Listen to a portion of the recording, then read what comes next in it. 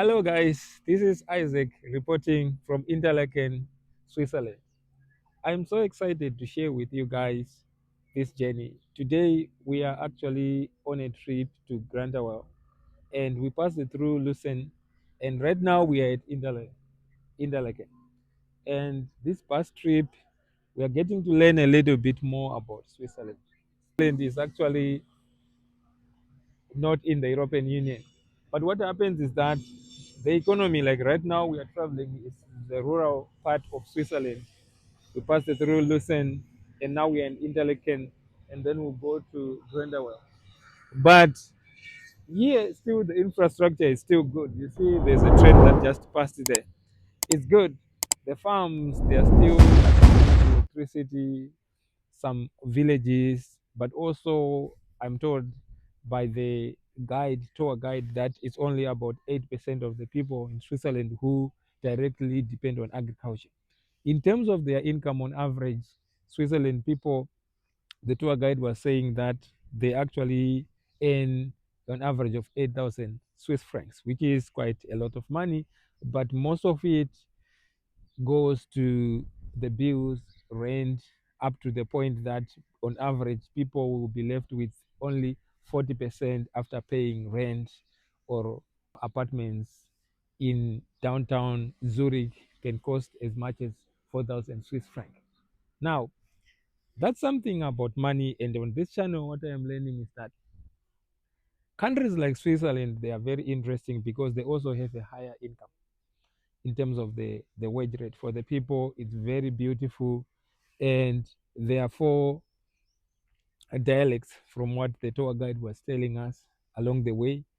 And these people usually, they can understand each other, but English is one of the languages that they use to communicate. But some speak German and French. And what happens, from what I was hearing, is that um, it depends on the region. Some regions, they are more Swiss of Italian origin and German origin. So as we were traveling, we were learning much about this history. As much as I think this country is quite expensive, it is beautiful. You can see this view is insane. You see right there is Interlaken. Right on that side, there are also some people who are actually doing what they call paragliding. I wanted to show you guys, but I think the person just moved. I want you guys to see on that side, there are people who are doing paragliding, and you can see on that right here, this is the bus that we came with. And you can also see this other beautiful view of the city, Interlaken. And right there, there's a train station. So that's a bit of Interlaken. And in terms of the weather today, it started off raining, but now it's much better. Thankfully, at least we got to see this beautiful city. And what I'm also learning is that when we had breakfast, it's almost a brunch because it's almost noon here in Interlaken. It cost us, I think that was 34 Swiss francs, 34.6 Swiss francs. And it was just omelette, bread.